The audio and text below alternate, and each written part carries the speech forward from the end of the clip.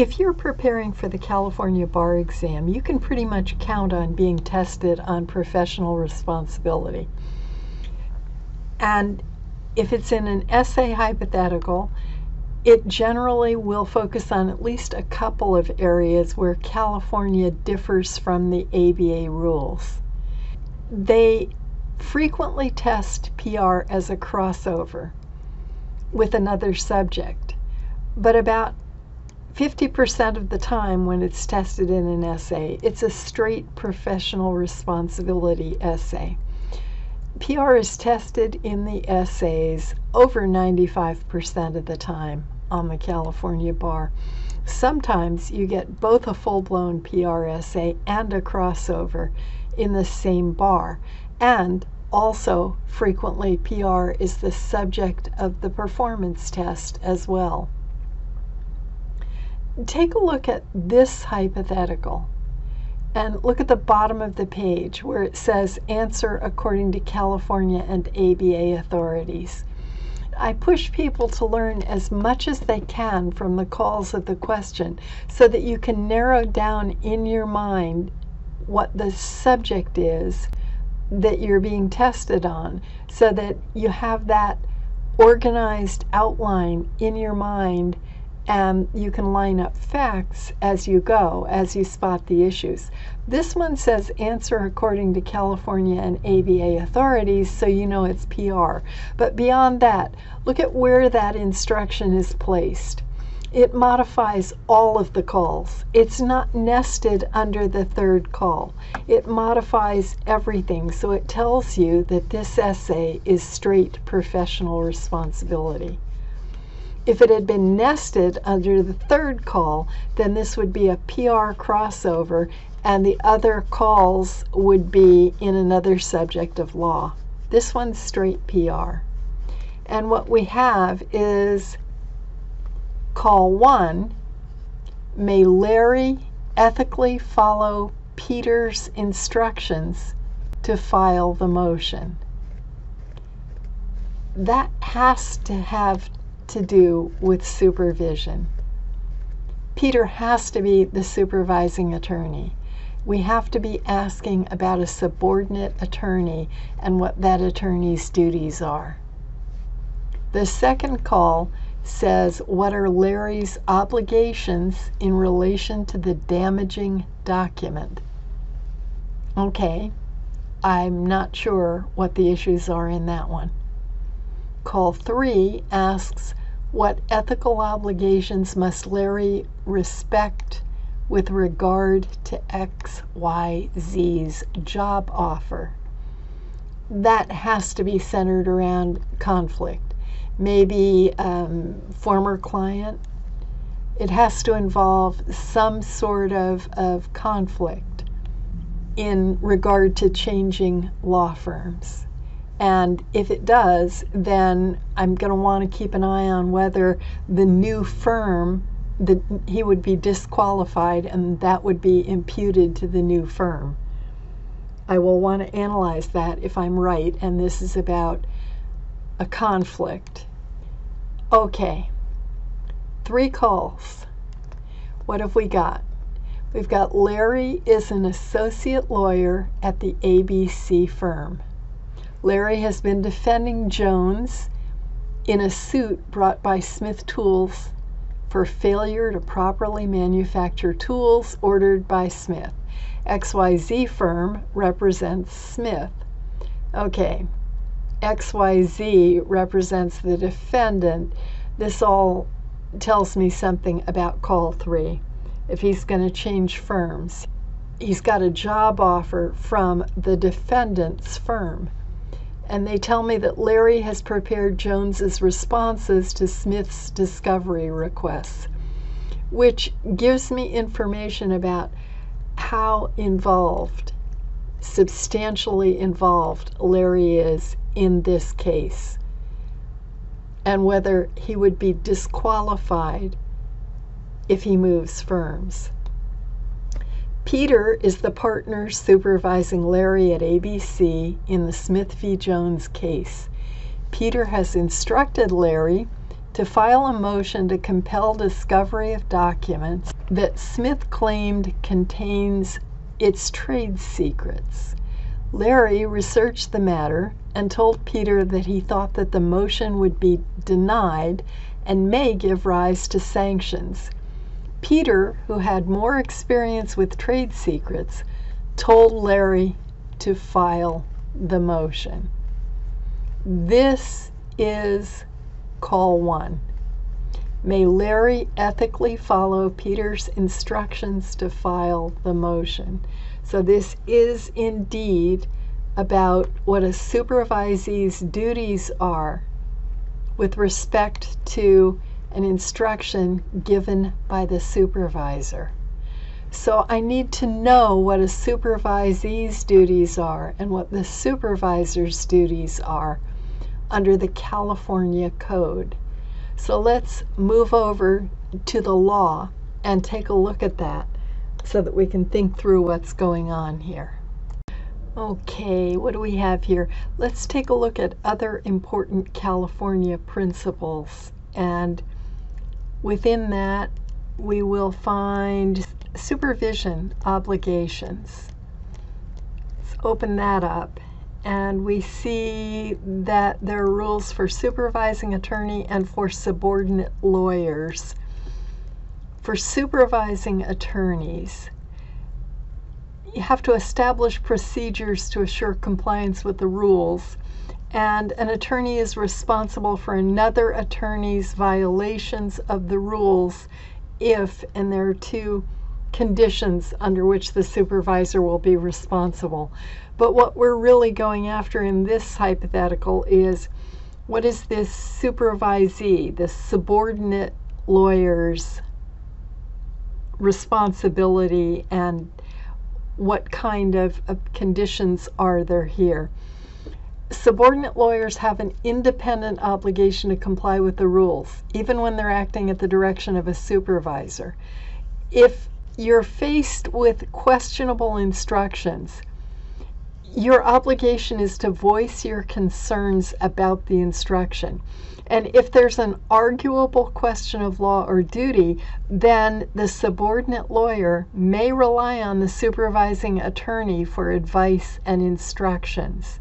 And that means that the subordinate attorney will not be held liable for a breach of the rules of professional conduct if there's an arguable question of law or duty or fact and the subordinate is relying on the supervising attorney for advice or instruction.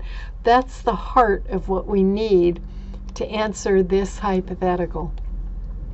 So now that we've seen this, let's go back to the hypothetical and look at the facts with this in mind. And knowing that the basic rule is that responsibility is multiplied, not divided. Just because you're a subordinate attorney with a supervisor doesn't mean you're off the hook. Responsibility is multiplied. So what did we have? We had that Peter has instructed Larry to file a motion to compel discovery of documents that Smith claimed contains its trade secrets. Larry researched the matter and told Peter that he thought that the motion would be denied and may give rise to sanctions. So the subordinate attorney has done some research, thinks the motion will be denied, and it might give rise to sanctions. Peter, the supervising attorney, who had more experience with trade secrets, told Larry to file the motion. Okay, what can we raise based on these facts? Well, we have to talk about supervision and about what Larry's duties are with respect to this. If he is worried about this instruction, he has to voice his concerns to Peter. But notice, this doesn't say that the law is clear and that this is a motion that's definitely going to be denied and there will be sanctions. So it looks to me like this is an arguable point of law. And so That means that our subordinate attorney will be able to rely on Peter, the more experienced attorney's advice and instruction. What else could you raise here? Well, you could raise the issue of whether this is a frivolous claim, which of course we can't raise. The motion to compel discovery. You could raise that issue. You didn't have to get a good score on this essay, but it's an issue you could raise here. And you may see other issues you could raise for this call 1 on this paragraph. The one that was most vital that you see is those obligations of a supervisee, of a subordinate lawyer. Okay, what do we have next? We have Larry also told Peter about a damaging document that Larry found in the Jones file that would be very helpful to Smith's case. Larry knows that the document has not been produced in discovery. So in our client's file is a document that would be helpful to the other side and damaging to our side. It has not been produced in discovery. The document falls into a class of papers that have been requested by Smith, by the attorney for the other side. Larry knows of no basis to refuse the production of the document. Peter told Larry to interpose hearsay, trade secrets, and overbreadth objections, and not to produce the document. Okay, this is call 2. Larry's obligations in relation to the damaging document. This is another one involving an instruction from the supervisor. So it's the same basic issue. This one has to have a different kind of analysis or outcome. There has to be something legally relevantly different about this as opposed to the instructions to file the motion.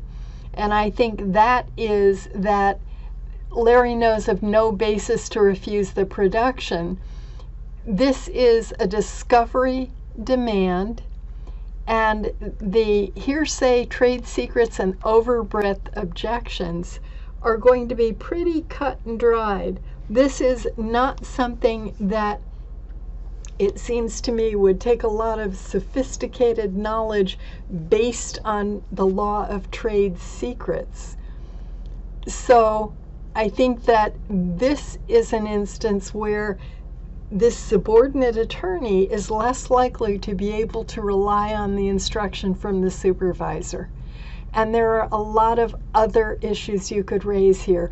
Fairness to opposing counsel, and all the issues that go with that. What else here?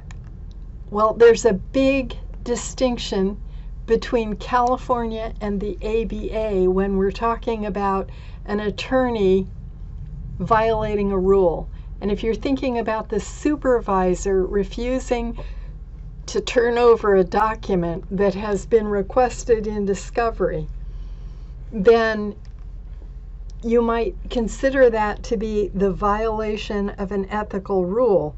Under the ABA, the subordinate attorney would be required to report the supervisor, if that's the case. In California, the rule is different. We are not required to report other attorneys. We're required to report ourselves for violations of rules. That's a big distinction, and it would be really good to raise that here. Now we have a one-sentence paragraph that says Larry recently received an attractive job offer from XYZ. Okay, so the subordinate attorney is being recruited by the defense firm in this case. What are the issues here? Well, this call goes to basic conflicts. If Larry were to accept that job offer, he would have a direct conflict with a former client.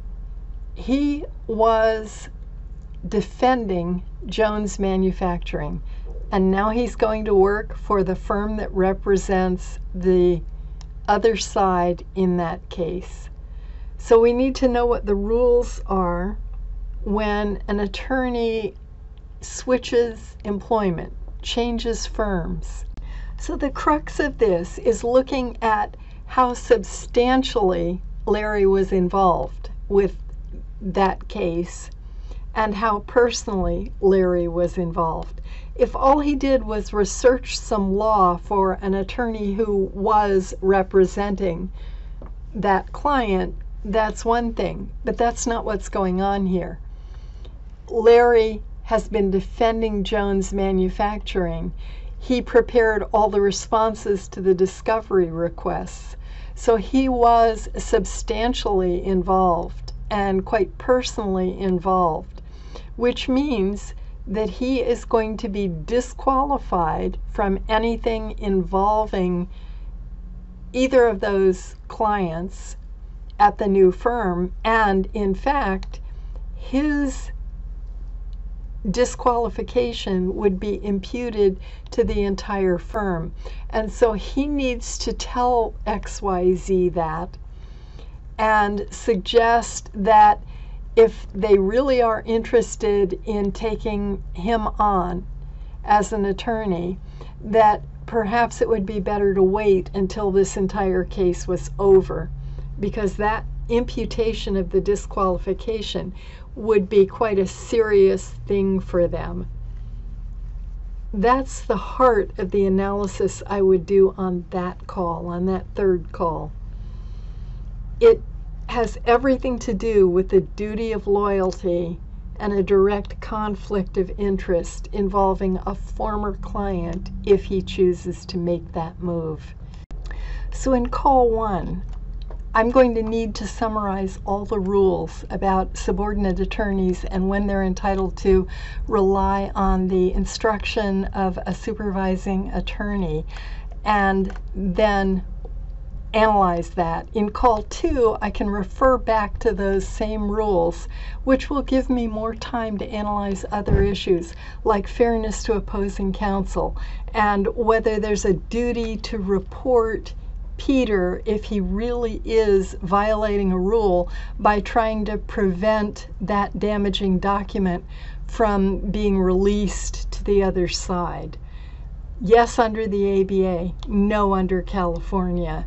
That's a definite rule split there that I want to highlight, which is why I would raise it, because I would also be careful in call 2 and not say that clearly Peter is violating a rule here. Yeah, Larry knows of no basis, so it's likely that this is a rule violation, but I would not be so sure. I would hedge my bets on this one. Sometimes they give you attorney conduct that's so clearly a violation that you can't ignore it. Embezzling funds or having sex with a client in order to get the client to do what they want with the case. Something that's so obvious you can't find anything other than that it is a rule violation. This one is not so definite for me. But nonetheless, this entire hypothetical revolves around the idea of supervisor duties and subordinate attorney duties. And as I said, I think at the outset, they have been testing that reasonably often on the California bar, including in a full-blown performance test fairly recently involving a prosecutor. So I'd be prepared for that.